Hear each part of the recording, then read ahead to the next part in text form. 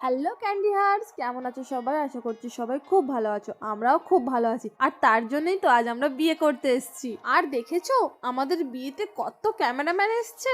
এখন দেখো ফাদার আমাদের গায়ে পবিত্র জল ছিটিয়ে সবাইকে শুদ্ধ করে দিল। আমরা এখন যিশু বাবার কাছে প্রার্থনা করছিলাম, আর ফাদার ও অন্য সকলে আমাদের জন্য প্রার্থনা করছিলেন। এইবার শুরু হয়ে গিয়েছে আমাদের বিয়ের প্রার্থনা। আমার গাউনের বেলটা এতটাই বড় ছিল, ওটাকে সামলানোর জন্য কেউ না কেউ আমার সঙ্গে ছিল। ফাদার এখন কিছু বাণী পড়ে শোনালো, যেটা আমাদের বাইবেলে লেখা আছে বিয়ে নিয়ে। তারপরে সন্তুকে পড়তে বললো, সেটাও আবার আমার হাতের উপর হাত রেখে। আমার তো খুব মজা লাগছিল। এখানে মালা ও আংটিটা আশীর্বাদ করা হয়ে গেল। এইবার সন্তু বেল্ট সরিয়ে আমার মুখ দেখবে। বলতে পারো বাঙালি মতে যেমন পান সরিয়ে মুখ দেখে, সেই রকমই। দেখো দেখো আমি কি বড়ই না ভুলটা করতে যাচ্ছিলাম, তারপর ফাদার না বললে আমি তো ভুল আঙুলেই আংটিটা পরিয়ে দিতাম। এইবার করে নিলাম মালা বদল। আর মালা বদল করার সময় কিন্তু আমার একটা দিদি ছিল আমার বেলটাকে সরানোর জন্য। তারপর আমি আর সন্তু চলে গেছিলাম খ্রিস্টপ্রসাদ ও দ্রাক্ষারস নিয়ে আসার জন্য। নিয়ে এসে বসে পড়েছিলাম আমাদের সিটে। তোমরা কি কেউ বলতে পারো সন্তুর মুখের হাসির কারণ কি? থাক আমি বলে দিচ্ছি। ফাইনালি আজ আমাদের 5 বছরের রিলেশন পূর্ণতা পেল।